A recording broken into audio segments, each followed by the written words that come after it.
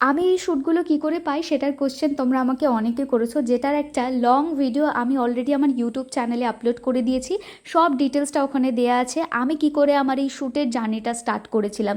একটা তো 1 মিনিটের ভিডিওতে পুরোটা বলাটা পসিবল হয় না, তাও বলবো যে কোনো কাজের ওপর যদি তোমার ভালোবাসা থাকে আর যদি তোমার ইচ্ছা থাকে, তাহলে আমার মনে হয় সেই কাজটা তুমি কখনো না কখনো ঠিক পেয়ে যাবে, বা তুমি যদি সেই চেষ্টাটা চালিয়ে যাও তাহলে নিশ্চয়ই তোমার লক্ষ্যে তুমি পৌঁছবে।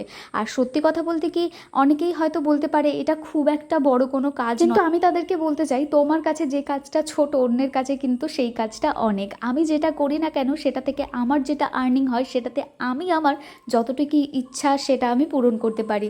আর এটা কিন্তু সমাজের নিয়মই আছে, শুধুমাত্র নিজের কাজটাই তার কাজ মনে হয়, অন্যের কাজটা কখনো কিন্তু কাজ মনে হয় না, বা সেই ইম্পর্টেন্টটা দেয়াই হয় না। এখনকার দিনে কি জানো তো, শুধুমাত্র সরকারি কাজটাকেই কাজ হিসাবে গণ্য করা হয়।